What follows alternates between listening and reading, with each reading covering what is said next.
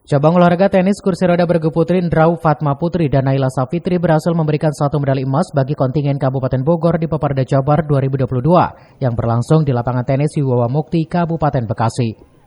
Rasa bangga dan haru dikatakan Naila Safitri usai memenangkan laga tersebut. Menurutnya capaian ini adalah hal yang luar biasa. Proses untuk mencapai titik ini tidak mudah. Hal senada juga dikatakan Daru Fatma Putri. Ia berharap pada pertandingan lainnya bisa kembali memberikan medali emas bagi Bumi Tegar Beriman. Buat diri saya sendiri dulu, karena saya juga pemain lama, sekarang banyak yang muda-muda, terus saya juga dibantu oleh partner saya yang sangat hebat, jadi kita bisa memenangkan pertandingan ini. Oke.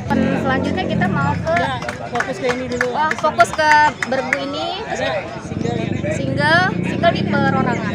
Iya, single di perorangan, insya Allah. Tapi target saya mungkin di bawah pasangan saya ya.